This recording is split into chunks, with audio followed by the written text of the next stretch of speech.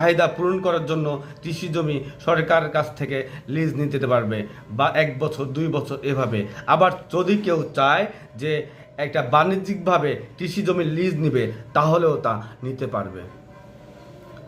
এভাবে দেশের সকল মানুষ যখন যার ইচ্ছা হবে যে সে কাজ না থাকলেও সে 1 বছরের জন্য হলেও সে কৃষিপণ্য উৎপাদন করতে পারবে। বাংলাদেশের কোনো জনগণ, কোনো নাগরিক বেকার থাকবে না, আমি তা বিশ্বাস করি। এবং দেশের জনগণ আমার সাথে একমত হবে। আমার সাথে এই আমি যে বিষয়টি নিয়ে দেশের জনগণের সামনে তুলে ধরেছি, তারা তা সঠিকভাবে বুঝতে পারবে। এবং এখানে কেউ ন্যারেটিভ, কেউ গুজব ছড়ানোর সুযোগ পাবে না।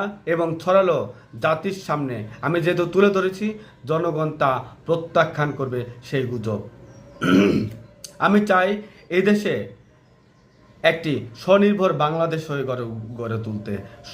আমি চাই এদেশের জনগণ যেন স্বনির্ভর হয়ে যায় হোক। এদেশের জনগণ যেন কোনো নাগরিক, কোনো মেধাবী ছাত্র, তরুণ, যুবক যেন বেকার না থাকে। আমি এর আগেও বলেছি, কোনো পরিবার যেন গৃহহীন না থাকে। প্রত্যেক পরিবারকে বাসস্থানের ব্যবস্থা করব ইনশাল্লাহ। এবং তাদেরকে একটু জায়গা দেওয়া হবে যেখানে তারা শাকসবজি,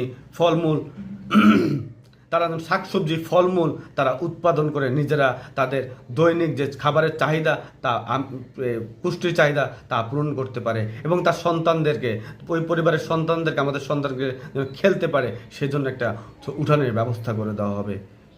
এবং এই গৃহ এবং বাসস্থান রাষ্ট্রের ইঞ্জিনিয়ার, প্রকৌশলী দ্বারা দেশের সকল ধনী, গরিব, মধ্যবিত্ত, উচ্চবিত্ত সকলের জন্য একই নিয়মে ঘর তৈরি করে দেওয়া হবে। এবং রাষ্ট্রীয় জমি যখন অধিগ্রহণ করবে এবং দেশের জনগণের মাঝে তা কৃষিকাজ করার জন্য তারা নিজেরা লিজ নিয়ে করতে পারবে, তখনই একটি দেশ স্বনির্ভর হিসেবে গড়ে উঠবে। এবং এই দেশে তখন খাদ্যের কোনো অভাব থাকবে না, দেশের জনগণের কোনো পুষ্টির অভাব থাকবে না, সুষম খাবারের অভাব থাকবে না। এদেশের জনগণের মুখে হাসি ফুটে উঠবে, এদেশের জনগণ শান্তিতে বসবাস করবে।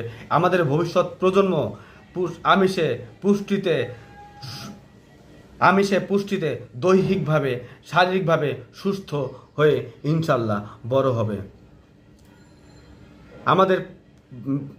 আমাদের ভবিষ্যৎ প্রজন্ম মেধাবী এবং রাষ্ট্র এবং পরিবারের দেখাশোনা